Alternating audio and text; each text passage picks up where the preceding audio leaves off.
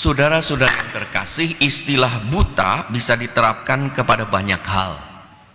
Di samping kebutaan badani, fisik, ada juga istilah buta huruf yang diberikan kepada orang yang matanya normal, bisa melihat tetapi tidak bisa membaca dan tidak bisa memahami huruf-huruf sebagai kalimat yang mempunyai arti tertentu. Di samping buta huruf, ada juga buta rohani, yaitu orang yang melihat banyak keajaiban dan kebaikan Tuhan, tetapi tidak menyadari kehadiran Allah yang maha baik. Itulah orang yang buta imannya, yaitu mereka yang mengaku percaya kepada Tuhan, bahkan menantikan kehadiran Tuhan dengan ibadat dan tobat, tetapi bukan hanya tidak menyembahnya, bahkan tidak mengenali kehadirannya hingga menolaknya dengan berperilaku yang bertentangan dengan apa yang dikehendaki Allah yang diakui dengan mulutnya. Yesus berhadapan dengan orang-orang yang buta, baik secara badani, tidak bisa melihat sosok Yesus, maupun secara rohani, tak percaya dan tak menyembah Yesus sebagai putra Allah. Saudara-saudari yang terkasih, dalam beberapa misa ada lektor seorang tunanetra. Misalnya ketika misa bersama Bapak Suci Paus Fransiskus di Gelora Bung Karno 5 September 2024, lektor pembawa bacaan pertama adalah seorang pemuda tunanetra. Ia dapat membaca dengan lancar, matanya tidak melihat, tapi ia dapat membaca dengan lancar dengan tangannya. Ia tidak buta huruf karena mengerti tangannya bisa membaca. Dengan bantuan tangan ia membaca dengan sangat bagus. Ia tidak buta juga imannya, karena dengan sukacita ia melayani sebagai lektor, sebagai pembaca di atas mimbar yang membacakan firman Tuhan. Dan dengan sukacita juga ia melayani Tuhan di dalam ibadat. Saudara-saudari yang terkasih, Yesus begitu prihatin melihat seorang buta matanya, yang dikatakan dalam Injil sejak lahir, tergerak hatinya untuk menyembuhkannya. Saat kesembuhan terjadi secara ajaib, Yesus tidak dipuji dan tidak diucapi terima kasih oleh orang-orang Farisi yang menantikan Tuhan, tetapi malah dicaci maki. Seharusnya orang Farisi yang akrab dengan tradisi serta dekat dengan kitab suci dan peribadatan bersyukur karena saat ada kebaikan terjadi, orang menderita, orang buta bisa melihat, di situ Tuhan hadir. Seharusnya orang-orang Farisi langsung datang mencari Yesus yang membuat mujizat yang tidak mungkin dilakukan oleh manusia biasa kalau bukan dari Tuhan. Malah orang-orang Farisi menuduh Yesus sebagai orang berdosa karena memberikan rahmat pada saat hari Sabat.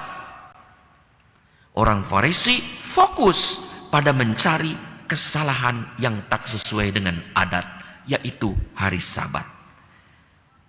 Bukan fokus pada Yesus yang membawa berkat bagi orang buta sejak lahir, yang pasti suatu rahmat luar biasa ketika ia boleh melihat. Orang Farisi tidak melihat kehadiran Allah yang berbelas kasih, padahal dengan menjalankan tradisi, dengan setia mendengarkan kitab suci dan beribadat, mereka menantikan datangnya Tuhan Mesias. Mereka menyembah dan berbakti Tuhan. Mereka tidak sadar rahmat mengatasi adat istiadat, termasuk hari Sabat.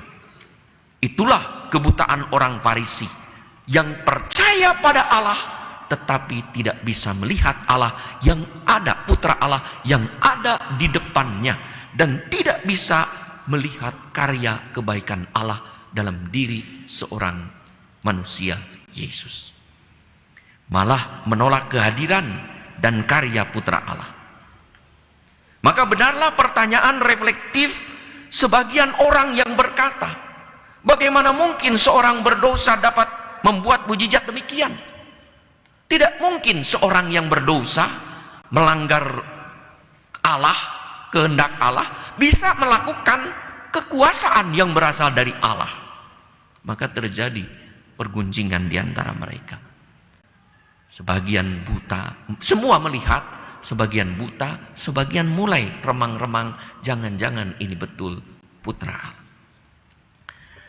Sebaliknya orang yang buta matanya, fisiknya yang disembuhkan Yesus itu, ternyata bukan hanya matanya yang dipulihkan, disembuhkan, ia dapat melihat Yesus sosoknya, tetapi imannya juga melek, karena ia berkata kepada Yesus setelah ditanya, "Aku percaya Tuhan." Dan bukan saja aku percaya Tuhan, tetapi dilanjutkan ia sujud menyembah Yesus. Kepercayaan diikuti dengan penyembahan pada Yesus, sujud dengan perilaku. Sementara orang Farisi yang melek matanya bisa melihat, tetap mengalami kebutaan rohani karena tidak mampu melihat dan menyadari kehadiran Allah dalam diri Yesus sebagai pribadi ilahi yang dinantikan dalam tradisi dan janji kitab suci. Saudara-saudari yang terkasih, fokus pada kelemahan dan gairah mencari-cari kesalahan sesama tanpa melihat makna, intensi, dan maksud hati adalah kebutaan rohani yang bisa membuat orang tidak dapat melihat sedikit pun kebaikan orang lain, yang tidak bisa melihat peristiwa rahmat yang bisa terjadi dalam dan melalui orang lain, melalui sesama kita yang mungkin juga mengalami cacat fisik. Orang mengalami kebutaan rohani bukan soal apakah ia bisa melihat dengan mata, tetapi bagaimana ia bisa melihat dengan mata kehadiran Tuhan. Maka kebutaan adalah bagaimana ia tidak bisa melihat, bukan soal bagaimana apa yang tidak bisa dilihat, tetapi bagaimana kok dia tidak bisa melihat.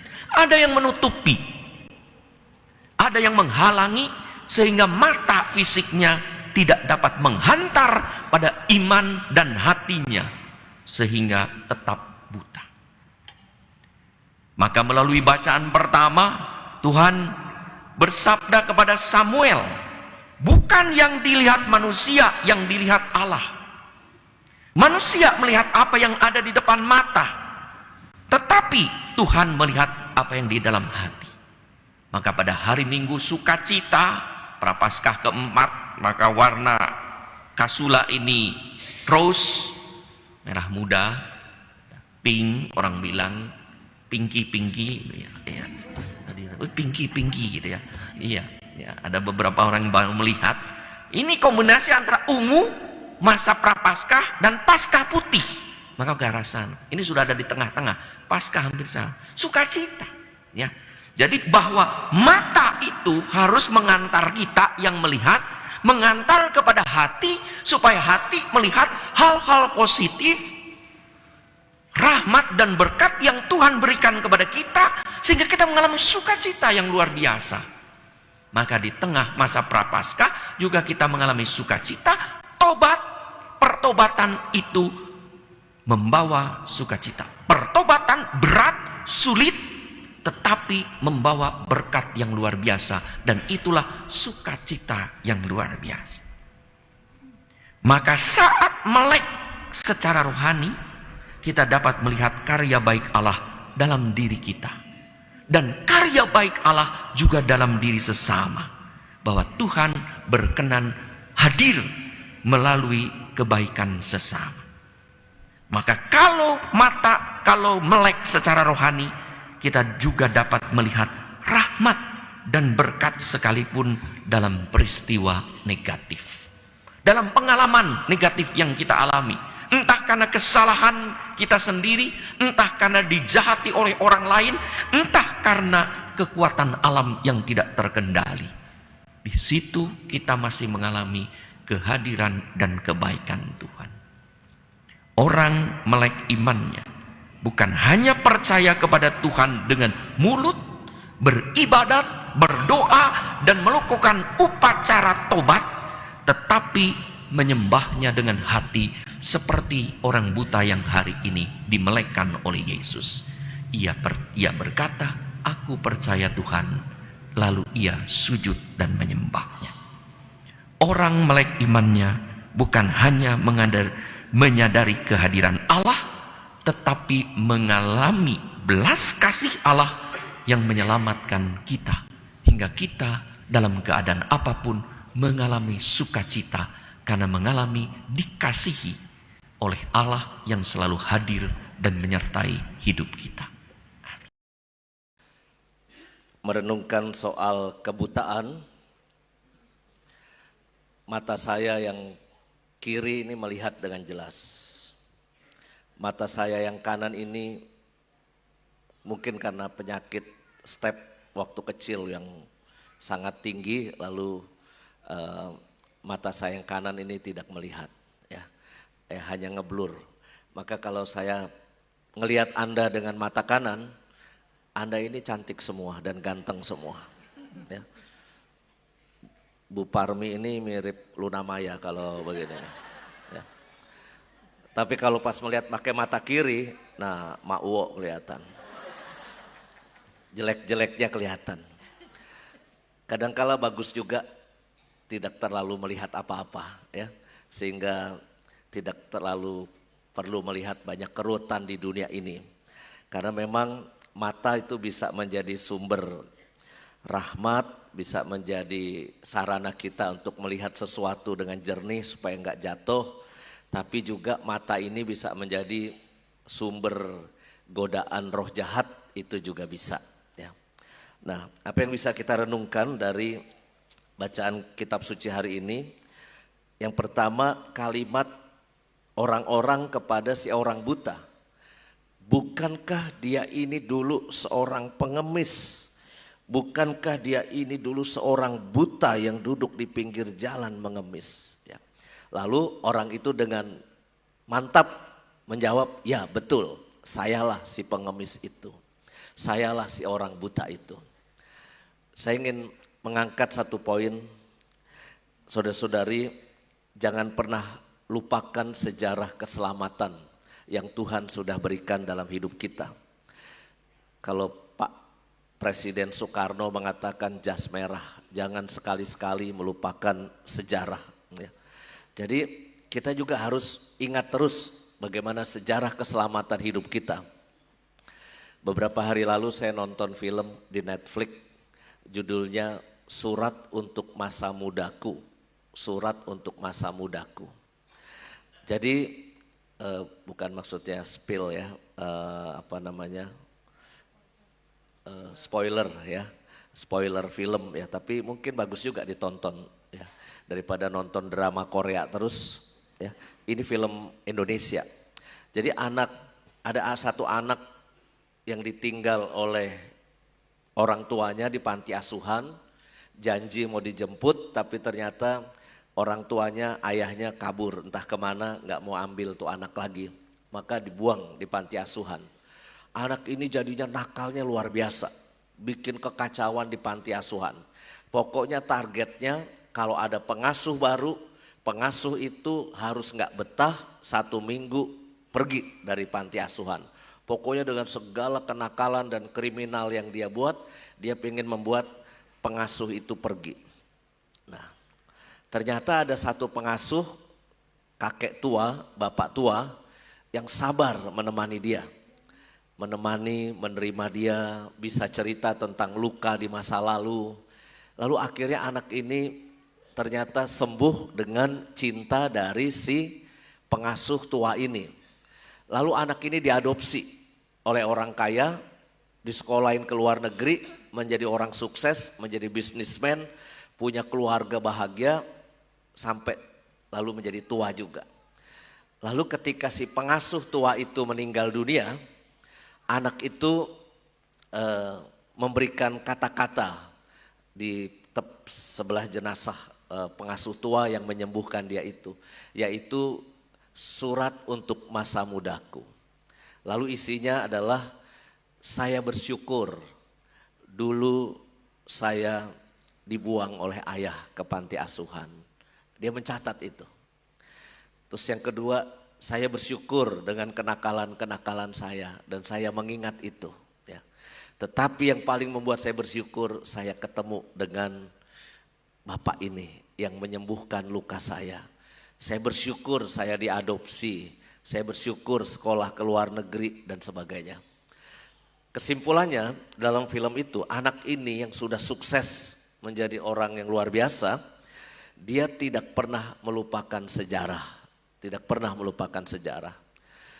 Maka kalau saya disuruh menulis surat untuk masa muda saya, mungkin juga isinya mirip.